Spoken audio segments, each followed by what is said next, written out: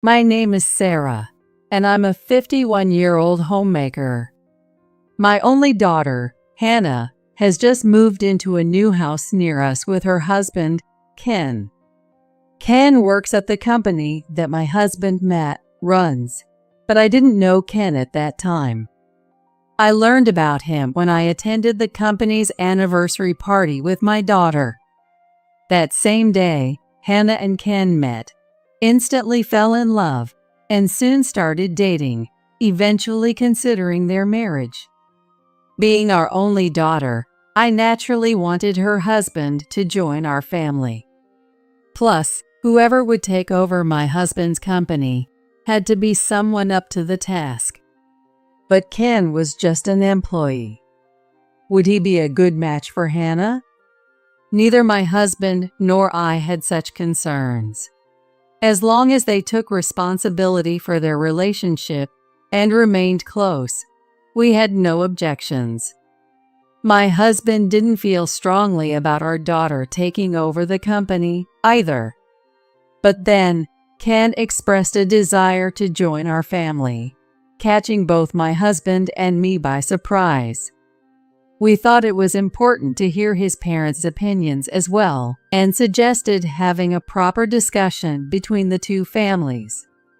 However, Ken passionately said, "Life with Hannah." I joined Matt's company because I admired its culture. Even if I join your family, I don't expect to inherit the company.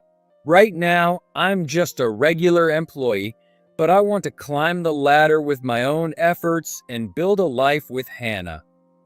I want to be close to such a great company and to the man who founded it, Matt. If he doesn't want to be the next CEO, what's the point of becoming our son-in-law? If he's sincere, he could just say, "Please let me marry your daughter," without becoming our son. My husband and I both thought the same, so we mentioned this to Ken. But I still want to be Matt's son. I want to carry the family name that Hannah was born and raised with. Ken insisted. Can I trust that you truly mean that? Just because you're my son-in-law, don't expect any special treatment or an easy promotion. You've said some nice things about me, but what matters more to me and my wife is that you take good care of our daughter. Yes, I understand completely. I'll spend my life protecting and making Hannah happy. Ken's unwavering determination in response to my husband's words won us over, and we decided to accept Ken as part of our family. However, that was a big mistake. As our daughter's pregnancy progressed and her belly became more noticeable, things started to go awry. Hannah, who was once bright and full of happiness, began to lose her spark little by little. At first, I thought her health and emotions were just unstable because of her pregnancy. But from observing her, I felt like something else was going on. "What's wrong? You don't look well. Are you eating properly?" Yes, I'm fine. Even when I asked, she would only give short answers, and I couldn't get her to open up. I would be relieved if there was nothing wrong, but I couldn't shake the vague unease inside me. When she was close to her due date, she and Ken came over for dinner, and Ken's behavior was clearly strange. "Ken, you seem really busy lately, but Hannah seems anxious about her first pregnancy, so please support her as much as you can." Huh? Oh yeah. His curt response left me feeling uneasy.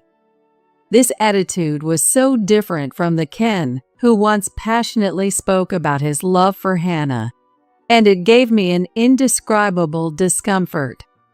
Sure, nobody likes being nagged by their mother-in-law, but I wasn't being harsh. I had never meddled in Ken's life before. So what was with that look? When I glanced at Hannah, she was trying to smile, but her eyebrows were slightly furrowed, giving her a troubled expression. Is something bothering Hannah about Ken? I couldn't shake the uneasy feeling I had about Ken, and I started to sense that there might be trouble between them as a couple. Hannah, why don't you stay over tonight? It might be nice for a change. For some reason, I didn't feel comfortable letting my daughter go home that night, so I suggested she spend the night with us. Really? But She glanced anxiously at Ken, but he didn't even bother to look her way.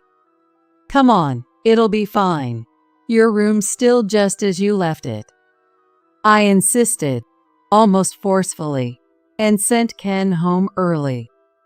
Once I made sure Ken was out of sight, I turned to Hannah and asked, "Are you really okay? This is an important time for you, so I think it's better not to keep everything bottled up." it's nothing. Really? What are you trying to say? I told you it's nothing. As my daughter stubbornly clammed up, Matt finally spoke up. Actually, it's about Ken. What? You know something? I was surprised to hear Ken's name come out of Matt's mouth. Maybe he had sensed something too. What about Ken? I asked, and Matt sighed before beginning. Well, apparently, Ken's behavior at work hasn't been great, and there are rumors circulating in his department. Rumors? What kind? Apparently, he's been saying things like, "The CEO personally asked me to become his son-in-law, so I'm the next in line to be CEO." He's also reportedly been acting arrogantly towards his coworkers and bosses, and barely doing his job. Is that true? That's the complete opposite of what he told us. When Ken married Hannah, he said something like, "Just because I'm your son-in-law doesn't mean I should get special treatment." Yes, but apparently, more than just one or two people have heard him say this. Haven't you confirmed any of this? Why not ask Ken's boss directly? In a large company, the CEO doesn't often hear about the behavior of individual employees. Each department usually handles its own issues. But since Ken is my family, we can't just ignore such rumors. It's possible that he was joking around with close coworkers, and another employee overheard and took it the wrong way, spreading the rumor. Then why didn't you ask Ken directly? He was right here just a moment ago. Well, I didn't want to worry Hannah by bringing it up in front of her. Still, didn't you notice how strange Ken was acting earlier? Didn't that seem off to you? Based on Ken's behavior earlier, I was starting to think the rumors might be true. Matt's vague responses were frustrating me. At that moment, I turned to look at my daughter and saw tears streaming down her face. "Hannah, what's wrong?" As I was trying to understand why she suddenly started crying, she burst into tears as if a dam had broken. "Are you okay, Hannah?" When I looked closely at Hannah's face, she started to speak haltingly. The truth is, Ken was really kind at first, but after we found out I was pregnant, he suddenly changed. Changed? How did he change? He gets irritated easily, complains a lot, and sometimes just leaves to go back to his parents' house and doesn't come back for a long time. When I told him I was feeling anxious and needed him by my side, he got really angry and left again. And then Ken's mom comes over without any notice and says things like, "Ken doesn't eat this," and throws away the food I made. She tells me I'm clueless and says things like, "Poor Ken, marrying a girl like you." Did Ken's mother really say that to you? Yeah. Matt and I were both speechless at Hannah's words. I couldn't believe that Ken's mother, Maria, who had been all smiles at the wedding, had been saying such horrible things to my daughter. Why didn't you tell us sooner? Because I didn't want to make you and Dad sad by telling you what was happening, and I didn't want to believe it myself. Ken, who proposed to me so earnestly, couldn't possibly be acting like this. I kept telling myself that maybe he was just stressed out from work, or that he was frustrated because I couldn't do as much around the house during my pregnancy. But that's enough. I couldn't help but pull her into a tight hug. I had believed she was living a happy married life, but she was going through all this. I felt utterly ashamed for not noticing sooner. You heard that, didn't you? I believe the rumors about Ken are true. You should fire him immediately. And I want him to divorce Hannah. Calm down. How can you say that? Our daughter is going through this. As her parents, we can't just stand by. My frustration only grew as Matt tried to calm me, and I felt an overwhelming urge to storm over to Ken's parents' house right then. You haven't asked Hannah what she wants, have you? And we haven't heard Ken's side of the story. As her parents, I'm also angry. But this isn't something we can decide on our own right now. But I'll look into the situation at the company first thing tomorrow. But the issues between Hannah and Ken are separate. We need to have a conversation with both sides. that's too slow. If the rumors in Hannah's story are true, then you must get Ken out of your company. We can't make decisions based on emotions and assumptions. We need to talk to the employees and Ken himself. I knew the company had to be cautious and that firing someone wasn't easy. But still, Hannah, what do you want to do? Your mom is upset and saying she wants you to get a divorce. But your feelings are the most important. What do you think? when Matt gently asked, Hannah slowly lifted her head. I still want to believe in Ken. I think he'll change once the baby is born. He was so kind just a short while ago. You heard her? We need to respect Hannah's feelings. You, as her mom, shouldn't lose control. What we need to do isn't to argue emotionally right now. Trying to regain my composure, I reminded myself to stay calm. You're right, Hannah. I'm sorry for raising my voice. For now, just focus on resting. I'll help you, so take it easy. Okay.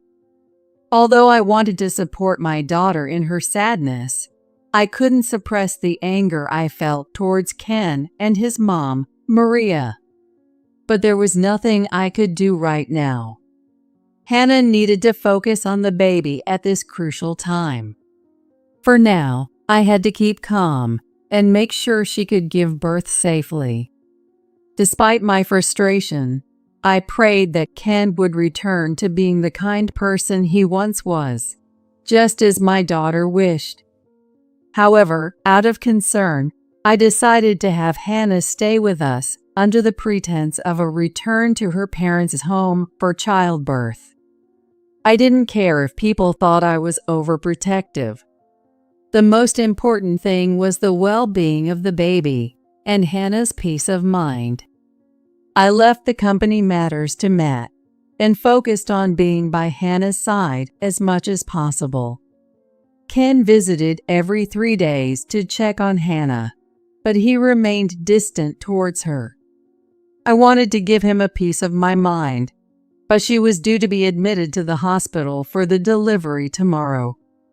There was no time for complaints. I would wait until things had settled down to address them. Just 3 days after Hannah was admitted to the hospital, her water broke earlier than expected, and she started having intense contractions late at night. When we received the call from the hospital, Matt and I rushed there as quickly as we could. She's just been taken into the delivery room. the nurse informed us. But then I suddenly realized someone important was missing. "Well, has my daughter's husband arrived yet?" I asked. The nurse looked uncomfortable as she replied, We've called him several times, but he hasn't answered. "What? What on earth could he be doing at a time like this? Could he possibly be sleeping off a night of drinking?" I hurried to the lobby, determined to keep calling until he woke up, if that was the case, and dialed Ken's number. On the third or fourth ring, he finally answered, but his voice was infuriatingly casual as he said, "Yeah, what's up? What do you think you're doing? I've been calling you over and over. Hannah's just been taken to the delivery room. The baby's coming any minute. Get here now." A normal man would panic upon hearing that. But Ken wasn't normal. No, I can't do it. I'm in Bahamas with my parents right now. "What are you talking about? A joke at a time like this? If so, it's in extremely poor taste." Can I hang up now? This trip's getting ruined. Wait a minute. Are you seriously not in the country? Are you really on vacation? Yeah, that's what I'm saying. Do you understand what's happening with Hannah right now? Why would you go on a trip at a time like this? The due date wasn't until next week, right? I didn't expect it to be now. That's not the point. My voice grew louder as I struggled to communicate with Ken, who seemed completely detached from the situation. Just then, Matt, worried that I hadn't returned, came over. As soon as our eyes met, tears of frustration welled up in mine.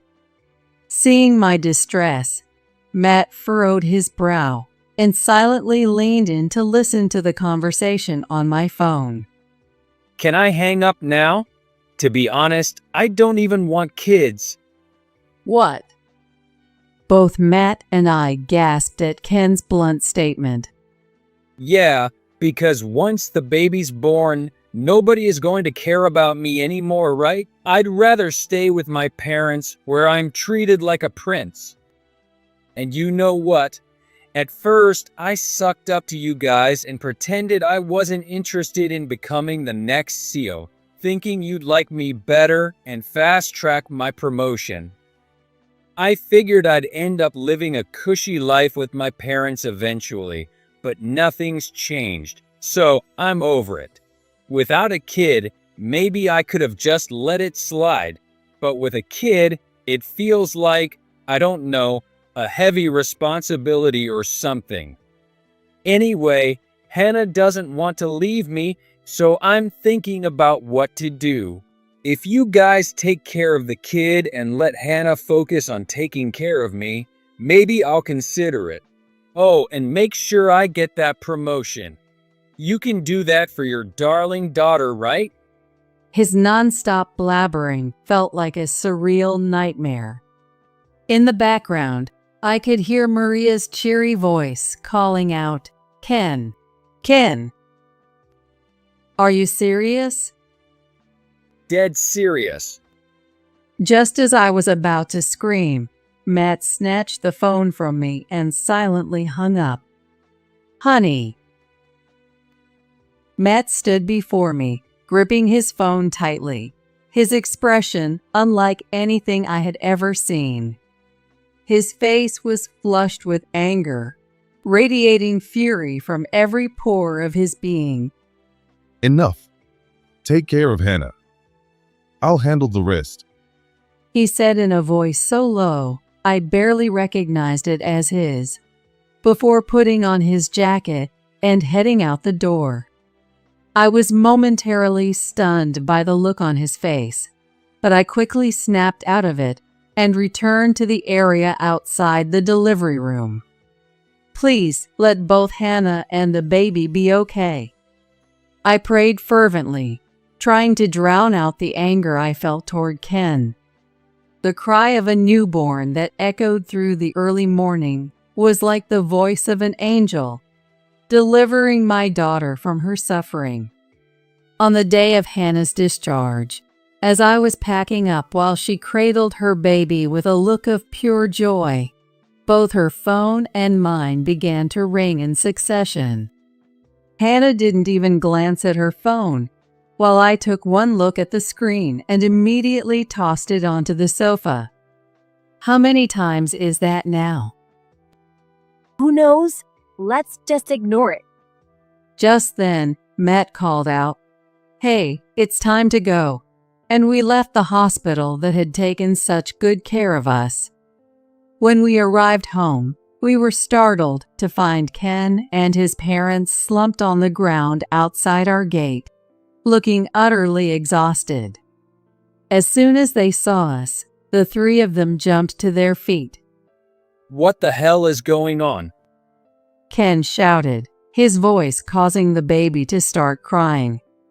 I shielded Hannah from them, while Matt calmly ushered the trio inside. How was your trip to Bahamas? Did you just get back today?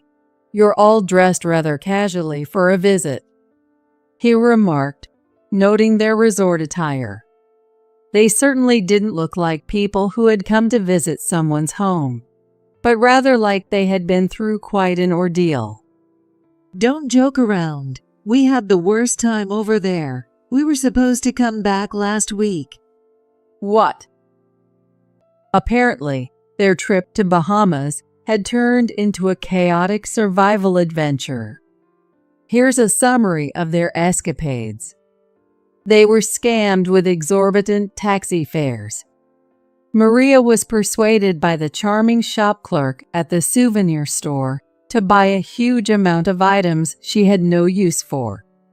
Ken's father, Tad, was approached by a young woman asking for a donation. He gave her money, only to be chased down by dozens of beggars afterward.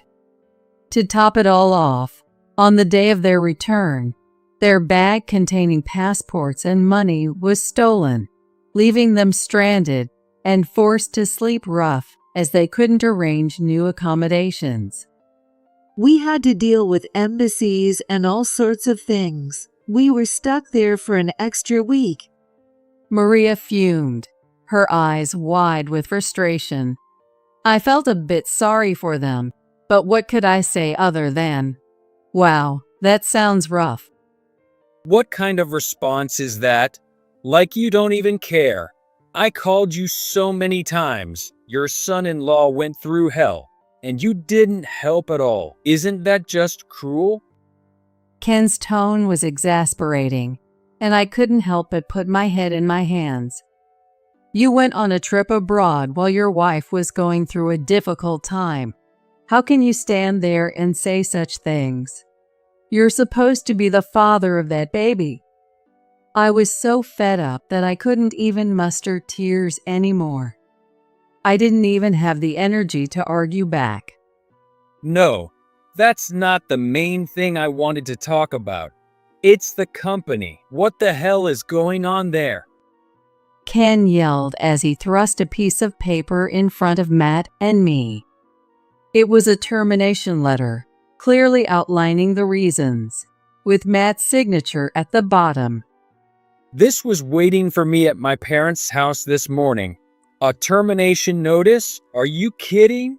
Am I really fired? What? Kenny's fired.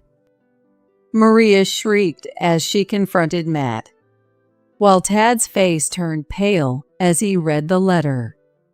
You lied about a family emergency to go on that trip. Did you really think that lie wouldn't catch up with you? Matt leaned in close to Ken, who started to laugh nervously. Come on, Matt. What are you talking about? I overheard your entire conversation with my wife the other day. At those words, sweat began to bead on Ken's forehead. Well, you see, I got carried away in the excitement of being in an overseas. So, You have a tendency to spew lies when you get excited, do you? No, it was just a joke, Matt. You understand, right? He clearly underestimated Matt. Standing beside him, I could feel a shiver run down my spine, knowing that the storm was about to break upon Ken and his family. And about the firing, you're joking, right? Wait, is it April Fool's Day? Matt, you're not usually the type to pull pranks like this. Ken said with a nervous laugh. In an instant, Matt's expression turned deadly serious. No, Ken. I spoke with the board immediately after overhearing your phone conversation. The decision was unanimous. You're fired. Matt said that, looking directly into Ken's eyes. Ken was momentarily taken aback by the sudden shift in Matt's expression and tone, his eyes widening in confusion. Wait a minute, you can't be serious. What do you mean? It's not that easy to fire an employee, right? What did I do? Is it because I lied about the family emergency to go on the trip? You can't fire me for that. I'll sue. That's right. We'll sue for wrongful termination. Matt remained unfazed, his posture and tone as calm as ever. You're right. It's not easy to fire an employee, and you're welcome to sue. But in that case, we'll present evidence of your behavior towards your coworkers, your demeaning remarks to female employees, and other incidents. We've already consulted with our legal team and have testimonies to support our case. But, Ken's face drained of color. And that's not all. You also. stop, please. Ken interrupted, leaning forward, trying to prevent Matt from saying more. What? What else? Maria truly has no idea what's going on. She didn't realize that Ken had been embezzling from the company. When I first heard about your misconduct from the employees, I was prepared to transfer you to a branch office in a remote area, thinking that if you could change for the sake of Hannah and your child, that would be enough. But after hearing that phone call, I made my decision. I considered turning you over to the police, but I didn't want my grandchild to grow up with a father who's a criminal. So, consider your termination an act of mercy, something for which you should be grateful. No, what does Hannah have to say about this? She wants a divorce. We've already spoken to our lawyer. That's not true. That can't be true. Hannah's crazy about me. There's no way she'd say that. At that moment, Hannah returned to the room after putting the baby down to sleep. Hannah, tell them it's not true. They're just trying to push me out. I'm being unfairly treated and fired. You have to stand up for me. Ken pleaded, but the icy look in Hannah's eyes stopped him in his tracks. I heard everything from my mom. I'm divorcing you. No, you can't do that. You need me. I'm the father. Father, you don't even want this child. I admit I once loved you. That's why I endured everything you and Maria said to me. I was afraid of the trouble a divorce would cause and worried about my future. But after seeing my baby, I realized I don't care about you at all anymore. In fact, I think it's better if this child has no father than one like you. I will protect and raise this baby on my own. My baby gave me the courage to do this. She declared, her voice filled with the strength of a mother defending her child. Hannah's unwavering gaze bore into Ken, who glared back, his face twisted with rage. Don't give me that crap. You don't know anything. You're just some clueless girl. You should be happy just catering to my needs. Yeah, You're just a spoiled rich girl. Don't you know what it means to support your husband? You should have helped Ken get ahead and bought us a house. Wait, don't tell me. Are you the ones who arranged for us to be stranded in Bahamas? Is that why we couldn't come back? You must have paid those locals to scam us. This is all a conspiracy, and I'll have the police on you for this. Maria suddenly blurted out, her wild conspiracy theory causing me to nearly burst out laughing despite the situation. Ken, if you don't care about me or the baby, then why are you so resistant to the divorce? You're just mad because you can't control me anymore, right? Well, I'm done taking your orders, no matter what threats you make. You. Shut up. You've embarrassed Ken. You should apologize. You raised a horrible daughter, and you're terrible parents too. All of you should apologize to us right now.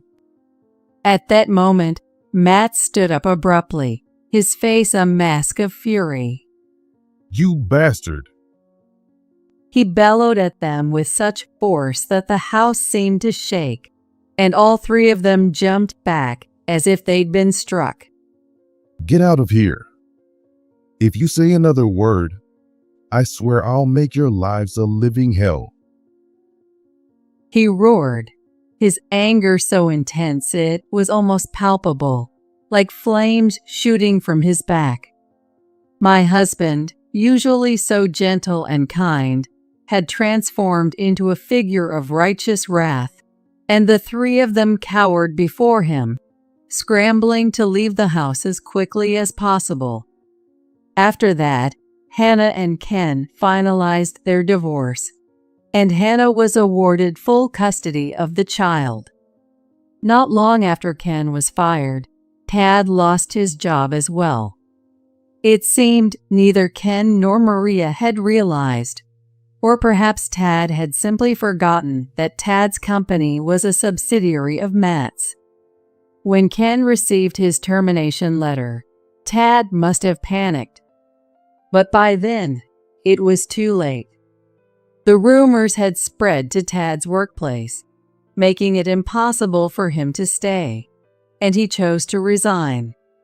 Maria once tried to complain to me about Tad losing his job, so I reminded her of something she had said before.